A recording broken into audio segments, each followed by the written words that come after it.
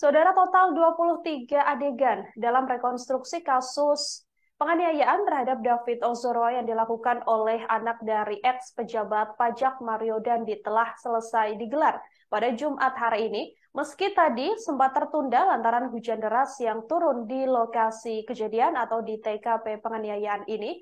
Dari total 23 adegan yang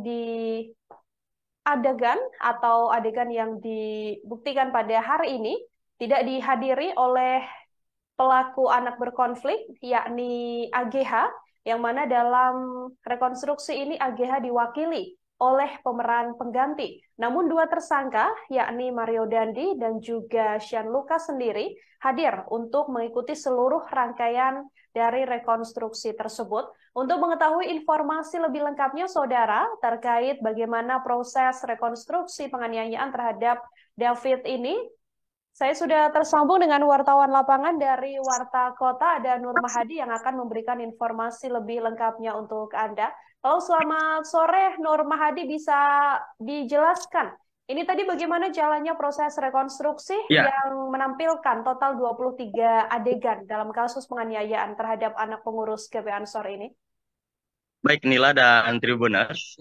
Saat ini saya juga masih berada di lokasi kejadian di Komplek Green Permata, Kebayoran Lama, Jakarta Selatan.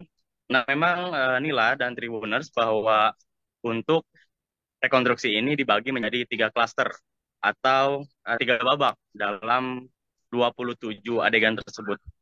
Eh, Tiga klaster itu nantinya dibagi dimulai dari perencanaan Mario Dandi dalam menjemput AG, kemudian juga mengunjungi ke sini, yakni ke TKP kejadian dan hingga akhirnya ke proses evakuasi begitu. Namun memang selama rekonstruksi juga ada beberapa hal yang terungkap, mulai dari ucapan dari temannya David yang menyebutkan bahwa kalau ribut tidak boleh di sini, begitu. Kemudian ada eh, fakta yang terungkap yang baru, yakni AG yang menyalakan rokok saat David melakukan sikap tobat, dan beberapa hal yang memang baru terungkap ketika rekonstruksi. Begitu Nila. Mhm. Ya, dalam rekonstruksi ini juga artinya bisa terungkap begitu, Nur Mahadi, peran dari masing-masing tersangka dalam kasus penganiayaan ini. Apakah dari pantauan langsung Anda di lapangan ada keterlibatan yang cukup vital dari tersangka lain selain Mario Dandi sendiri yang menjadi dalang dari penganiayaan ini? Ya, memang ketika tadi melihat dari proses rekonstruksi sendiri, untuk peran yang memang lebih dominan itu berada dari Mario, datang dari Mario Dandi, karena untuk Shane dan juga AG ini tidak melakukan kontak fisik secara langsung terhadap David begitu. Untuk peran Shane sendiri ini untuk eh, apa namanya merekam kejadian saat Mario Dandi melakukan penganiayaan terhadap David.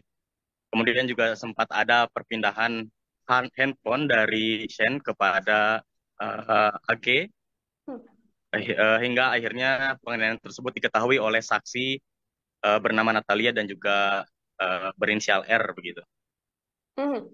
Artinya dalam rekonstruksi Nur Mahadi akhirnya terungkap bahwa tidak hanya Sean saja yang melakukan perekaman, namun juga dibantu oleh pelaku anak berkonflik begitu AGH ya, Betul. yang juga melakukan perekaman dalam penganiayaan ini. Kemudian Nur Mahadi ini yang juga menjadi simpang siur kabar adalah terkait AGH yang mana diklaim oleh pihak kuasa hukumnya ikut membantu David begitu ketika penganiayaan sudah terjadi. Apakah dari rekonstruksi juga terlihat hal tersebut atau seperti apa fakta di lapangan? Baik.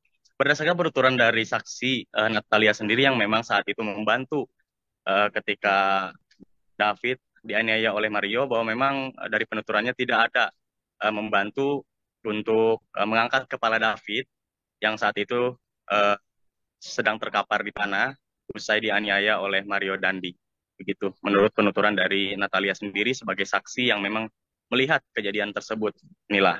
Mhm. Ya, kemudian terakhir Nur Mahadi, ini kan kawasan atau TKP yang menjadi lokasi penganiayaan bisa dibilang kawasan yang cukup elit. Kemudian ada beberapa orang juga yang seharusnya melihat adanya penganiayaan tersebut. Dari saksi-saksi yang dihadirkan, bagaimana hasil dari rekonstruksi? Apakah memang tidak diketahui oleh warga yang ada di sekitar lokasi kejadian atau seperti apa? Baik, memang sebelumnya Satpam sudah sebelum melakukan penganiayaan, Mario melakukan penganiayaan, Satpam itu sudah bertanya terlebih dahulu maksud dari kedatangan Mario di TKP ini. Namun Mario menyebutkan hanya ingin berkunjung ke tamu begitu. Sehingga Satpam hanya berlalu saja tanpa menanyakan lebih lanjut maksud dan tujuan dari Mario Dandi datang ke sini. Dan setelah penganiayaan baru datang saksi-saksi lain, di antaranya ada beberapa satpam, kurang lebih ada 4 satpam yang memang datang untuk membantu setelah Mario Dandi ini melakukan penganiayaan terhadap David. Tidak hanya itu, juga ada saksi bernama Natalia tadi dan juga uh, R, yang di mana keduanya ini adalah orang tua dari temannya David Ozora, begitu, Mila. Siapa yang kemudian membawa David ke rumah sakit dalam rekonstruksi yang dilaksanakan pada hari ini, Nur Mahadi? Ya, setelah tubuh David yang memang sudah terkapar setelah dianiaya oleh Mario, kemudian dibawa oleh saksi berinisial R ini, Mila, yakni uh, ayah dari temannya David, begitu.